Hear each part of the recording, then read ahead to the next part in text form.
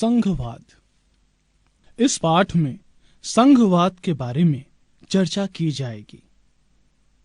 संघवाद की चर्चा की शुरुआत बेल्जियम और श्रीलंका की शासन पद्धति में अंतर को समझने से की जाएगी। बेल्जियम के संविधान में बदलाव करके वहां केंद्रीय सरकार की शक्ति में कमी की गई।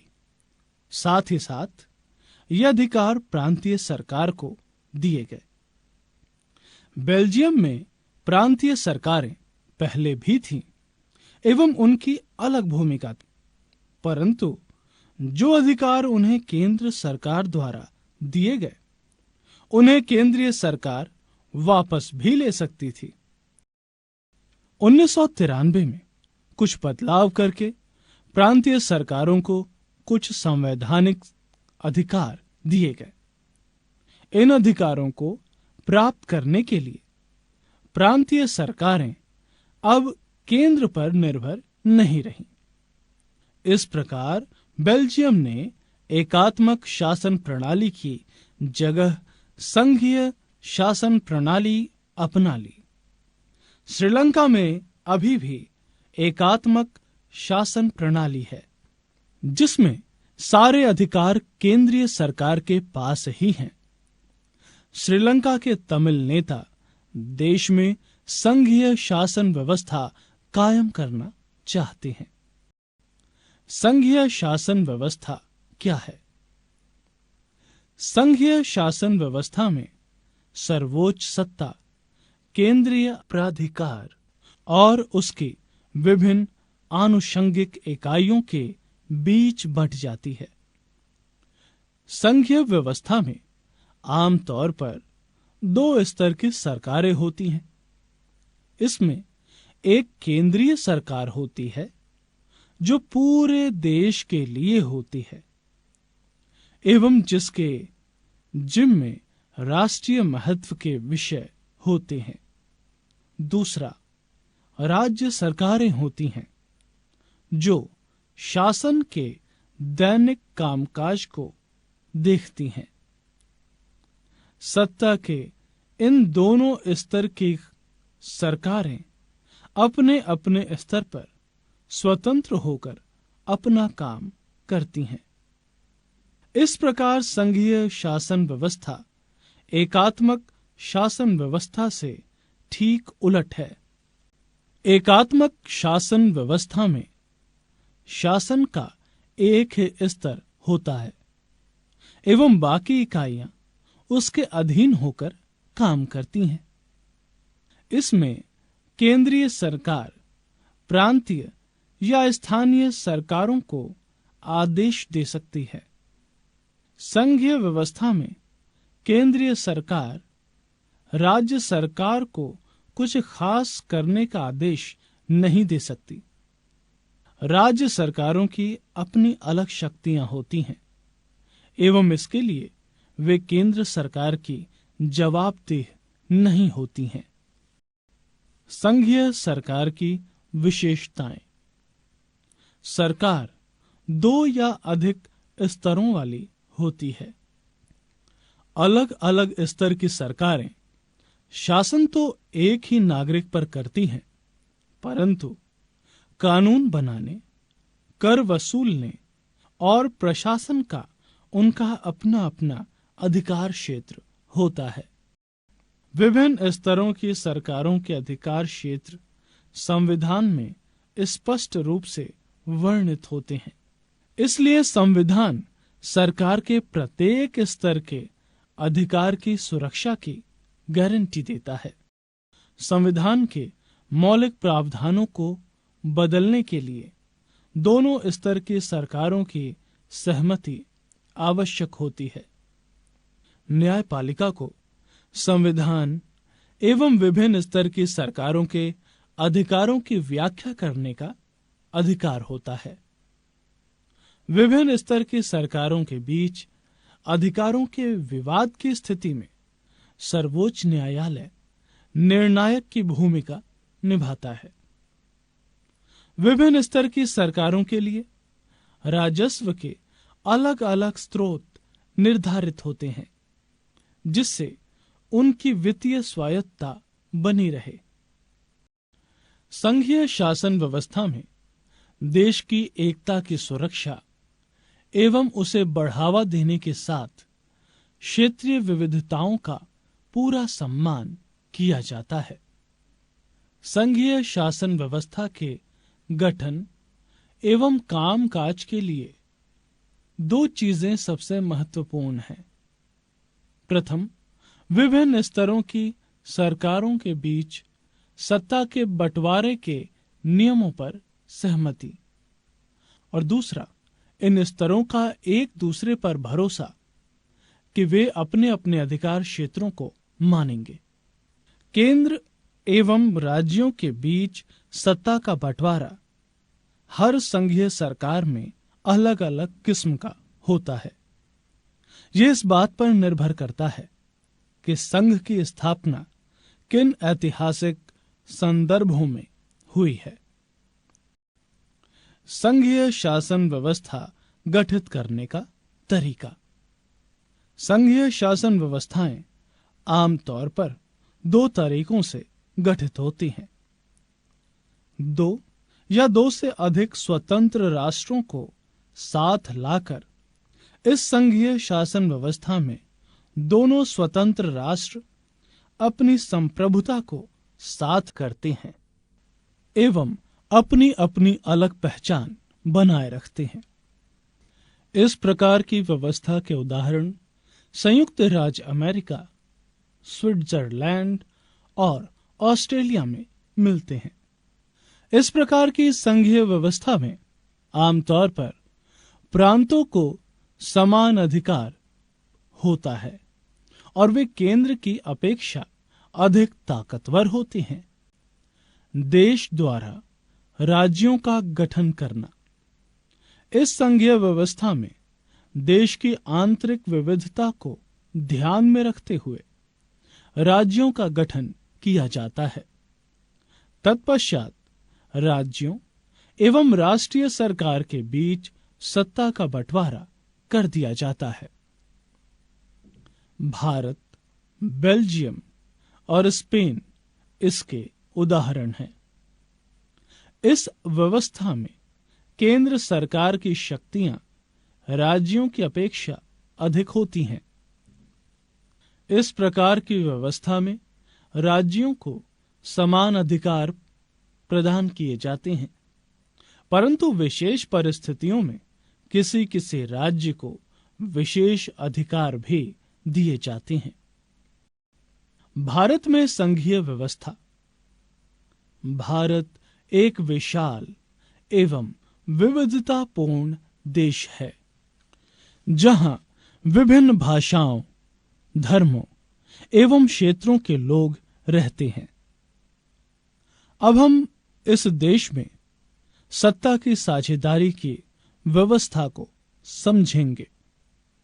इसकी शुरुआत हम संविधान से करेंगे। एक लंबे संघर्ष एवं दुखद और रक्त रंजित विभाजन के बाद भारत आजाद हुआ। आजादी के कुछ समय बाद ही अनेक स्वतंत्र रजवाड़े भारत में विलीन हो गए।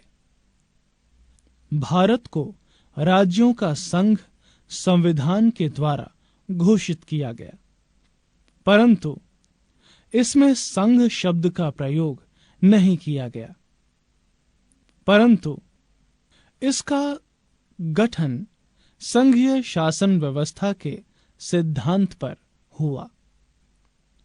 संघीय व्यवस्था की सभी विशेषताओं को हम भारतीय संविधान के विभिन्न प्रावधानों में देख सकते हैं।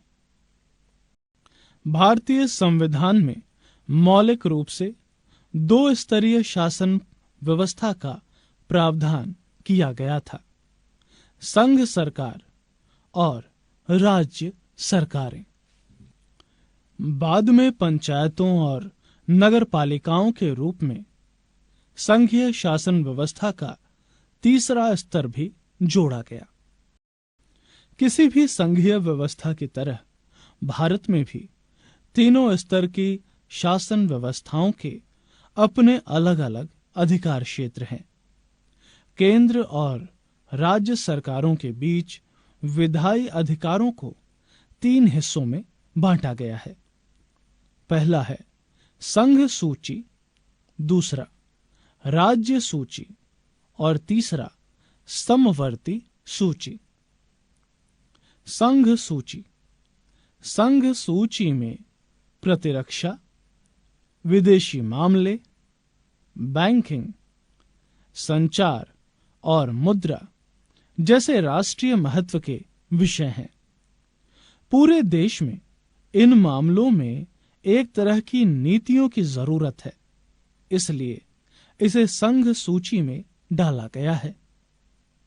संघ सूची में वर्णित विषयों के बारे में कानून बनाने का अधिकार सिर्फ केंद्र सरकार को है। राज्य सूची। राज्य सूची में पुलिस, व्यापार, वाणिज्य, कृषि और सिंचाई जैसे प्रांतीय और स्थानीय महत्व के विषय हैं। इन विषयों पर सिर्फ राज्य सरकार ही कानून बना सकती है। समवर्ती सूची। समवर्ती सूची में शिक्षा, वन, मजदूर संघ, विवाह, गोद लेना और उत्तराधिकार जैसे विषय हैं। ये सभी विषय केंद्र और राज्य सरकारों के साझे अधिकार क्षेत्रों में आते हैं। अतः इस पर कानून बनाने का अधिकार केंद्र एवं राज्य सरकार दोनों को है।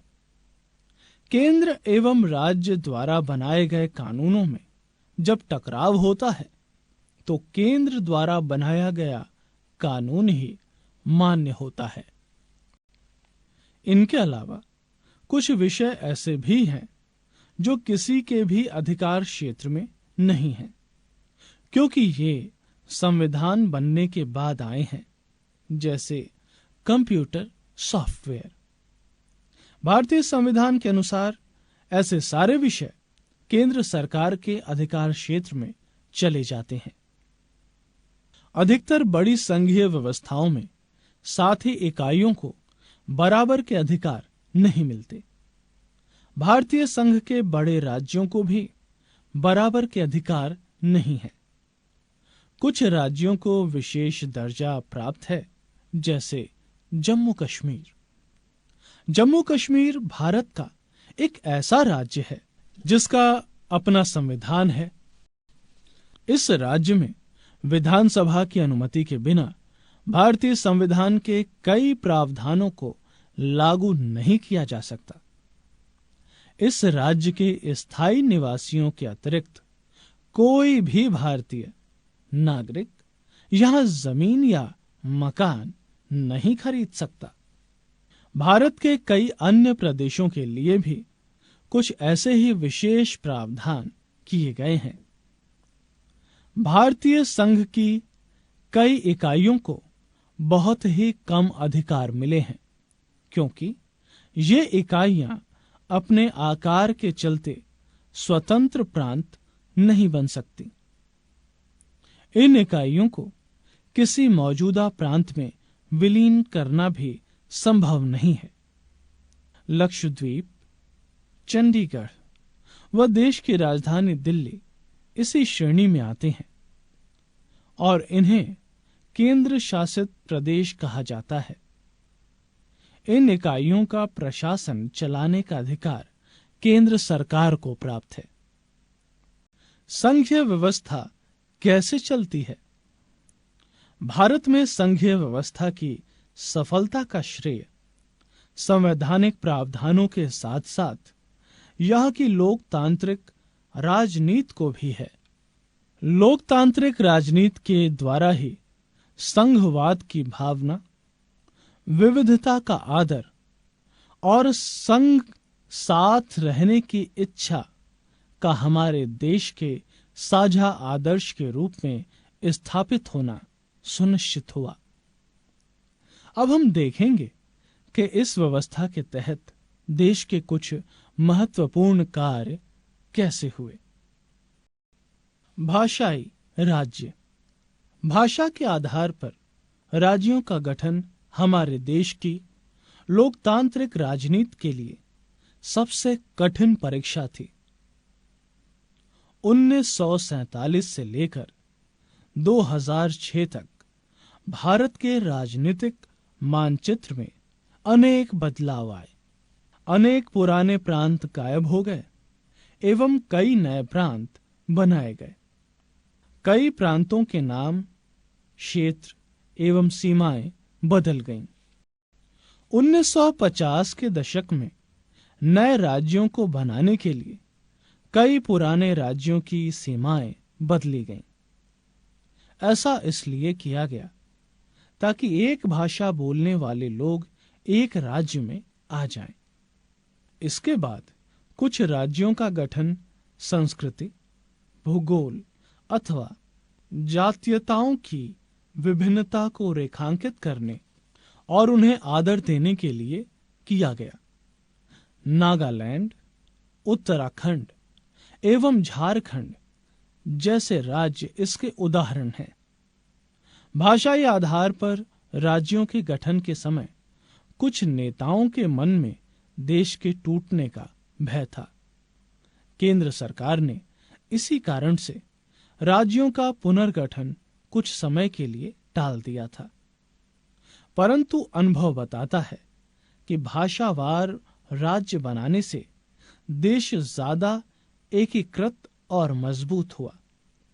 प्रशासन भी पहले की अपेक्षा ज्यादा सुविधाजनक हो गया। भाषा नीति। भारत के संघीय ढांचे की दूसरी परीक्षा भाषा नीति को लेकर हुई। हमारे संविधान में किसी एक भाषा को राष्ट्रभाषा का दर्जा नहीं दिया गया। हिंदी 40% भारतीयों की मातृभाषा है, अतः इसे राजभाषा माना गया। अन्य भाषाओं के संरक्षण के लिए दूसरे उपाय किए गए। संविधान में हिंदी के अलावा 21 अन्य भाषाओं को अनुसूचित भाषा का दर्जा दिया गया। केंद्र सरकार के किसी पद का उम्मीदवार इसमें से किसी भी भाषा में परीक्षा दे सकता है, बशर्ते वो विकल्प के रूप में इसे चुने। राज्यों की भी अपनी राजभाषाएं हैं एवं राज्य का अधिकांश काम अपनी राजभाषा में ही होता है। हमारे देश के नेताओं ने हिंदी के उपयोग को बढ़ावा देने के मामले में सावधानी भरा कदम उठाया। संविधान के अनुसार सरकारी कामकाज की भाषा के रूप में अंग्रेजी का प्रयोग 1965 में बंद हो जाना चाहिए था, परंतु अनेक राज्यों की मांग पर इसे जारी रखा गया। तमिलनाडु में तो इस मांग ने उग्र रूप ले लिया था। केंद्र सरकार ने हिंदी के साथ साथ अंग्रेजी को भी राजकीय कामों में प्रयोग की अनुमति देकर इस विवाद को सुलझाया। अनेक लोगों का मत था कि इससे अंग्रेजी भाषी लोगों को लाभ पहुंचेगा। राजभाषा के रूप में हिंदी को बढ़ावा देने की भारत सरकार की नीति बनी हुई है, परंतु वो किसी पर हिंदी थोपना नहीं चाहती। भारत सरकार ने इस मामले में जो लचीला रुख अपनाया, उससे हमारा देश श्रीलंका जैसी स्थिति में पहुंचने से बच गया। केंद्र राज्य संबंध। केंद्र राज्य संबंधों में आए बदलाव से हमें संघवाद की मजबूती के बारे में पता चलता है। सत्ता की साझेदारी की संवैधानिक व्यवस्था की सफलता इस बात पर निर्भर करती है कि शासक दल और नेता किस तरह इस व्यवस्था का अनुसरण करते हैं। हमारे देश में कई सालों तक एक ही पार्टी की सरकार केंद्र एवं राज्यों में रही। इसका अर्थ ये हुआ कि राज्यों ने स्वायत्त संघीय इकाई के रूप में अपने अधिकारों का प्रयोग नहीं किया। जब केंद्र एवं राज्यों में अलग अलग दलों की सरकारें रहीं, तो केंद्र ने राज्यों के अधिकारों की अनदेखी करने की कोशिश की। केंद्र सरकार अक्सर संवैधानिक प्रावधानों का दुरुपयोग करके विपक्षी दलों की राज्य सरकारों को भंग कर देती थी, जो संघवाद की भावना के प्रतिकूल था। 1990 के बाद इस स्थिति में काफी बदलाव आया और अनेक राज्यों में क्षेत्रीय दलों का उदय हुआ। इसी अवधि में केंद्र में गठबंधन सरकार की भी शुरुआत हुई। किसी भी एक दल को केंद्र में बहुमत नहीं मिला, इसलिए राष्ट्रीय पार्टियों को क्षेत्रीय दलों समेत अनेक पार्टियों की गठबंधन सरकार बनानी पड़ी। इससे सत्ता में साझेदारी और राज्य सरकारों की स्वायत्तता का आदर करने की नई संस्कृति पनपी।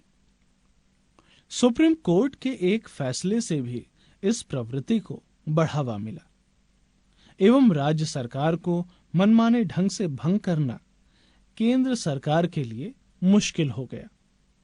आज संघीय व्यवस्था के तहत सत्ता की साझेदारी संविधान लागू होने के तत्काल बाद वाले दौर की तुलना में ज्यादा प्रभावी है। भारत में विकेंद्रीकरण। संघीय सरकारें 2 या अधिक स्तरों वाली होती हैं, पर भारत जैसे विशाल देश में सिर्फ 2 स्तर की शासन व्यवस्था से ही अच्छा शासन नहीं चल सकता। भारत के कुछ प्रांत यूरोप के स्वतंत्र देशों से भी बड़े हैं। जनसंख्या के हिसाब से उत्तर प्रदेश रूस से बड़ा और महाराष्ट्र लगभग जर्मनी से बड़ा है। भारत के अनेक राज्य खुद भी अंदरूनी तौर पर विविधताओं से भरे हैं। इन राज्यों में भी सत्ता के बंटवारे की जरूरत है, जिसमें तीसरा स्तर स्थानीय सरकार का हो और ये प्रांतीय सरकार के नीचे हो। इसी तर्क के आधार पर 3 स्तर की संघीय ढांचा सामने आया, जिसमें तीसरा स्तर स्थानीय शासन का है। जब केंद्र और राज्य सरकार से शक्तियां लेकर स्थानीय सरकारों को दी जाती हैं, तो इसे सत्ता का विकेंद्रीकरण कहा जाता है। विकेंद्रीकरण के पीछे यह तर्क दिया जाता है कि अनेक मुद्दों और समस्याओं का निपटारा स्थानीय स्तर पर ही बढ़िया ढंग से हो सकता है। स्थानीय लोगों को अपनी वास्तविक समस्याओं की बेहतर समझ होती है। उन्हें इस बात की अच्छी जानकारी होती है कि पैसा कहां खर्च किया जाए एवं चीजों का कुशलता से उपयोग किस तरह किया जाए। इसके अतिरिक्त स्थानीय स्तर पर लोग फैसलों में सीधे तौर पर भागीदार हो सकते हैं। इससे लोगों में लोकतांत्रिक भागीदारी की आदत पड़ती है। स्थानीय सरकारों की स्थापना स्वशासन के लोकतांत्रिक सिद्धांत को वास्तविक बनाने का सबसे अच्छा तरीका है। विकेंद्रीकरण की जरूरत हमारे संविधान में भी स्वीकार की गई है। अतः गांव और शहर के स्तर पर सत्ता के विकेंद्रीकरण की कई कोशिशें हुई हैं। सभी राज्यों में गांव के स्तर पर ग्राम पंचायतों और शहरों में नगर पालिकाओं की स्थापना की गई, पर इन्हें राज्य सरकारों के सीधे नियंत्रण में रखा गया था। इन सरकारों के लिए नियमित रूप से चुनाव भी नहीं कराए जाते थे। इनके पास न तो अपना कोई अधिकार था, न संसाधन। इस प्रकार सत्ता का विकेंद्रीकरण नाम मात्र का हुआ था। वास्तविक विकेंद्रीकरण की दिशा में बड़ा कदम 1992 में उठाया गया। संविधान में संशोधन करके लोकतांत्रिक शासन व्यवस्था के इस तीसरे स्तर को ज्यादा शक्तिशाली एवं प्रभावी बनाया गया। इसके बाद स्थानीय स्वशासी निकायों के चुनाव नियमित रूप से कराना संवैधानिक बाध्यता है। निर्वाचित स्वशासी निकायों के सदस्य तथा पदाधिकारियों के पदों में अनुसूचित जातियों, अनुसूचित जनजातियों और पिछड़ी जातियों के लिए सीटें आरक्षित हैं। कम से कम 1/3 पद महिलाओं के लिए आरक्षित है। हर राज्य में पंचायतों और नगरपालिकाओं का चुनाव कराने के लिए राज्य चुनाव आयोग नामक स्वतंत्र संस्था का गठन किया गया है। राज्यों को अपने राजस्व और अधिकारों का कुछ हिस्सा इन स्थानीय स्वशासी निकायों को देना पड़ता है। सत्ता में भागीदारी की प्रकृति हर राज्य में अलग अलग है। गांव में मौजूद स्थानीय शासन व्यवस्था को पंचायती राज के नाम से जाना जाता है। प्रत्येक गांव में एक ग्राम पंचायत होती है, जो एक तरह की परिषद है जिसमें कई सदस्य और एक अध्यक्ष होता है। इसके सदस्य वार्डों से चुने जाते हैं और उन्हें सामान्यतया पंच कहा जाता है। अध्यक्ष को प्रधान या सरपंच कहा जाता है। इनका चुनाव गांव अथवा वार्ड में रहने वाले सभी वयस्क लोग मतदान के जरिए करते हैं। पंचायतों का कार्य ग्राम सभा की देखरेख में चलता है। ग्राम सभा के सदस्य गांव के सभी मतदाता होते हैं। ग्राम सभा की बैठक साल में 2 या 3 बार होती है, जिसमें ग्राम पंचायत का बजट पास करना एवं इसके कामकाज की समीक्षा होती है। स्थानीय शासन का ढांचा जिला स्तर तक का है। कई ग्राम पंचायतों को मिलाकर पंचायत समिति का गठन होता है, जिसे मंडल या प्रखंड स्तरीय पंचायत भी कह सकते हैं। इसका चुनाव उस इलाके के सभी पंचायत सदस्य करते हैं। किसी जिले की सभी पंचायत समितियों को मिलाकर जिला परिषद का गठन होता है। जिला परिषद के अधिकांश सदस्यों का चुनाव होता है। जिला परिषद में उस जिले के लोकसभा सदस्य, विधायक एवं जिला स्तर के कुछ अधिकारी भी सदस्य के रूप में होते हैं। जिला परिषद का प्रमुख उस परिषद का राजनीतिक प्रधान होता है। स्थानीय शासन वाली संस्थाएं शहरों में भी काम करती हैं। उन्हें छोटे शहरों में नगर पालिका एवं बड़े शहरों में नगर निगम के नाम से जाना जाता है। नगर पालिका एवं नगर निगम का कामकाज निर्वाचित प्रतिनिधि करते हैं। नगर पालिका प्रमुख नगर पालिका के राजनीतिक प्रधान होते हैं एवं मेयर नगर निगम के राजनीतिक प्रधान होते हैं। स्थानीय सरकारों की ये नई व्यवस्था दुनिया में लोकतंत्र का अब तक का सबसे बड़ा प्रयोग है। पूरे देश में नगर पालिकाओं एवं ग्राम पंचायतों के लिए करीब 36 लाख लोगों का चुनाव होता है। ये संख्या ही अपने आप में कई देशों की कुल आबादी से ज्यादा है। स्थानीय सरकारों को संवैधानिक दर्जा दिए जाने से हमारे यहाँ लोकतंत्र की जड़ें और मजबूत हुई हैं। इसमें महिलाओं की भागीदारी बढ़ाने के साथ ही हमारे लोकतंत्र में उनकी आवाज को मजबूत किया है। इन सभी के बावजूद इनमें अभी भी अनेक परेशानियां मौजूद हैं।